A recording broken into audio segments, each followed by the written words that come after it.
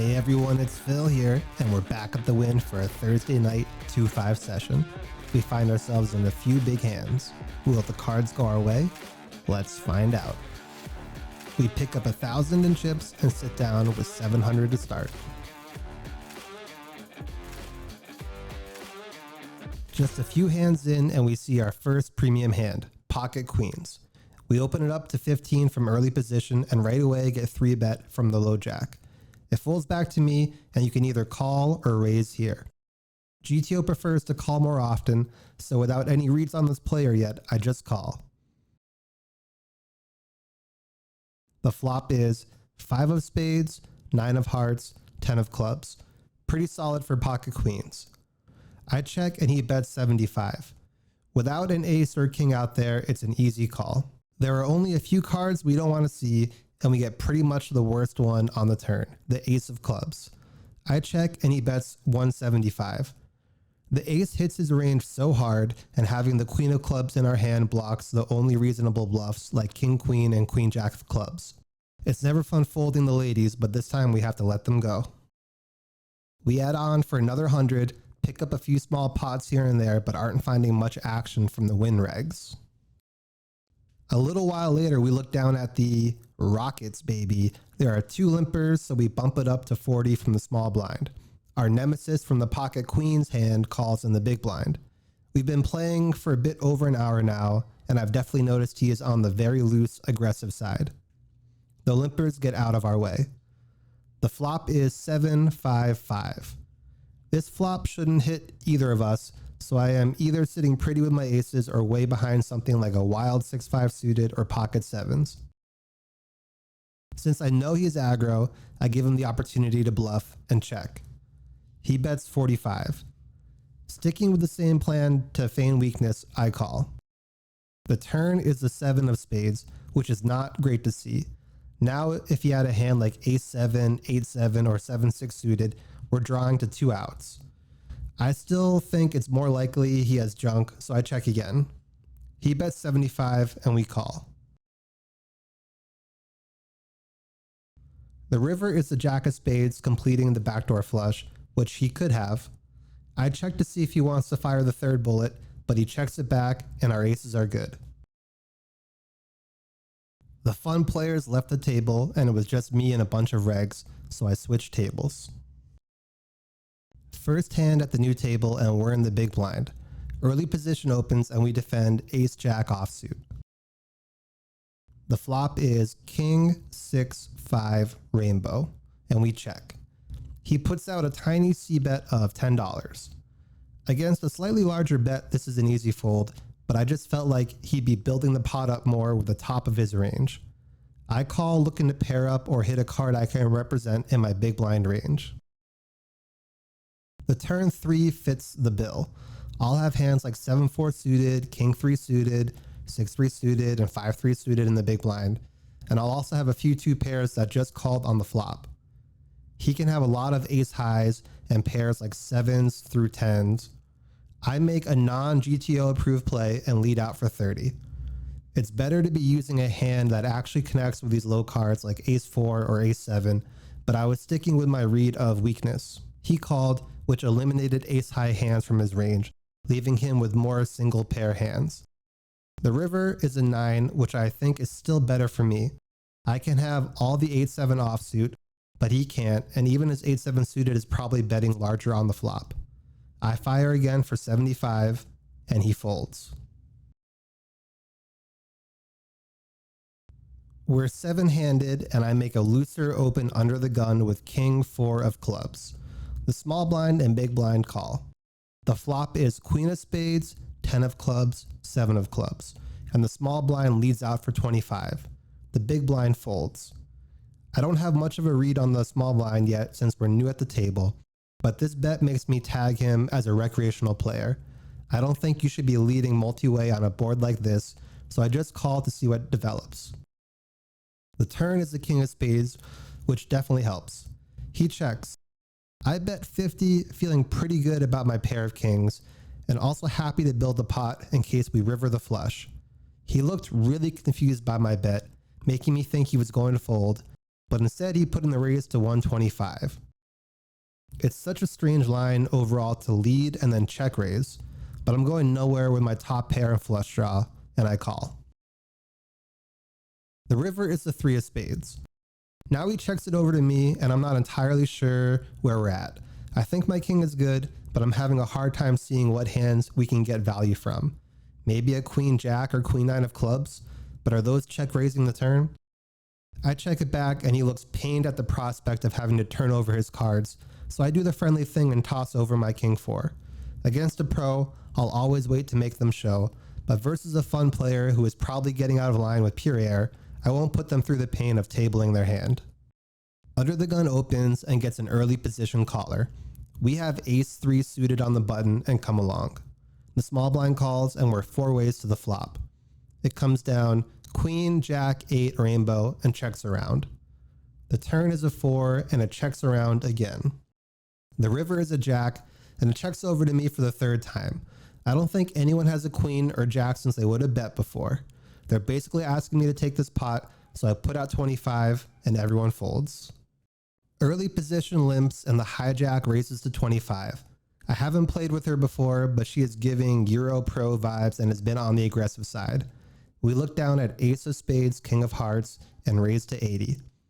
It folds back around to the hijack who calls. The flop is 10 of hearts, 4 of clubs, king of spades. The hijack checks, and I know this is a board I am supposed to bet with my entire range. I know she knows that I should be betting all the time here, so a check will look weak. I check it back to set the trap. The turn is a 7 of spades, which doesn't change much. She bets 110, and I call to let her keep bluffing or value betting worse. The river is the 6 of spades, not the best, but we have the ace of spades in our hand at least, blocking a lot of the flushes. She bets 220. She could have a lot of bluffs or even a worse king, so I call and get shown the 9-8 of hearts for a runner straight. It's rough for her to get there, but I check back the flop to keep these exact sort of junky hands in. She would have been firing on pretty much any river, so most of the time this is a big pot going my way. A few hands later, early position opens and the cutoff calls. We pick up pocket kings in the small blind and raise to 125. Just the early position player calls, who looks like a Euro pro. You might be asking, how do I know if someone is a pro or not? Generally, the more upset they look to be at the table, the more likely they are a pro. Add in headphones, a backpack, a water bottle, or some food they pack from home, and it's almost never a fun player. Maybe I should do a whole video on how to spot different types of professional and recreational players. Drop me a comment below if you'd like to see that. Anyways, back to the hand with the miserable pro. We're heads up to a queen, jack, 8, 2 heart flop. Not a great flop for me since pocket queens and jacks make up a decent part of his range. Still, GTO is betting most of the time here after you 3-bet pre-flop, and even on a dangerous board like this, it likes a small bet. So I put out 80, fully expecting a call or raise. Instead, he folded, and I was a little puzzled about what he could call me with pre-flop that missed this board entirely. This leads me to think he's calling a bit too wide there pre-flop, so I take note of that in case we play together again. The pro on our right opens to 15, and we're next to act in low jack with ace of diamonds, jack of diamonds. We've been 3-betting her all night, and this hand is no exception as we raise to 50. The button, a fun player, cold calls behind us, and the low jack calls too. The flop is 9-7-4 with 2 diamonds. The low jack checks, and with 2 overs and the nut flush draw, I think we can go either way between bet or check. This board doesn't hit our 3-betting range too much, and multi-way you have to be a bit more careful, so I decide to check this time. The button checks behind. The turn is the queen of hearts. Now the low jack bets 100, and we didn't check back this hand to just fold to 1 bet, even if it is on the larger side. We call and the button folds. The river is the jack of clubs, not the diamond we were hoping to see. The low jack slows down and checks, and I don't see the point of turning our hand into a bluff. We check it back and get shown the king, queen of diamonds. Oh man, this could have been a big one with a river diamond, but the check back on the flop saved us some money this time. The cutoff is a good local pro and opens to 15. The small blind, it was a new fun player at the table, calls, and we're in the big blind with queen 7 of diamonds, so we complete.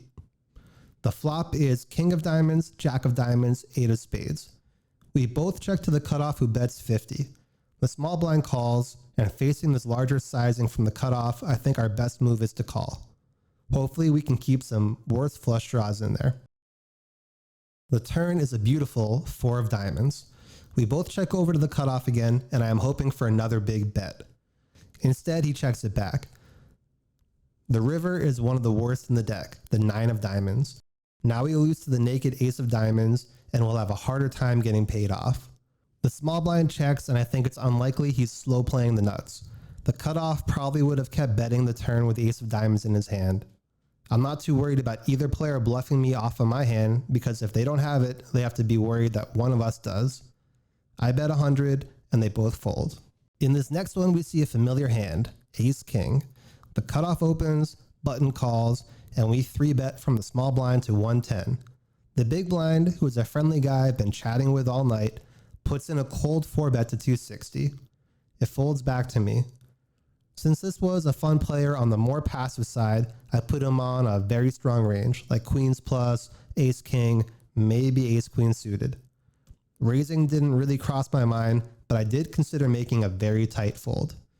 However, for this price, it was too hard to let ace king go, so I called. The flop is 3 of diamonds, ace of clubs, 2 of clubs. I check and he bets 100. There was already around 550 in the pot, and I had less than a pot size bet behind. There's only one combo of aces left, so it's pretty unlikely we're running into it. I was hoping he could have an ace queen or ace 5 suited type hand, so I said, all in. He snap calls, and we both flipped over our hands as we headed towards Chop City. I'm not entirely sure about this flop jam, but when you have a pot size bet and a pair of aces, it can't be too bad to just get it in there. Which brings us to the last interesting hand of the night. We open pocket aces under the gun to 15. Early position raises to 50, then the cutoff and button call before it's back to me. The only question is how much to raise. I'm mainly looking to set up a 1-to-1 stack to pot ratio to shove on the flop, so I raise to 225. Early position calls and the other 2 fold. When he 3-bets my under the gun open and then calls my 4-bet, it's a very small range of maybe 10s plus and ace king. The flop comes down queen, deuce, deuce with 2 spades. I didn't love seeing a queen out there, but there are only 3 combos of pocket queens left. He could still have more combos of pocket kings and jacks, maybe some 10s. I wasn't sure if I wanted to go with a small bet to keep the under pairs or even ace king in, or to just shove. My main bluffing hand would be ace king, and I don't think that I would want to go with a small bet. If I'm jamming my bluffs, then I have to balance by jamming my value too, so I said, All in. All in. We fade the snap call, and now he is in the tank. After a few minutes, he finally folds. He told me later that he had pocket jacks and asked if I had it. I told him, you'll have to watch the vlog to find out. We played for a little while longer, but didn't run into any exciting spots. After giving a little bit back, we racked up and called it a night.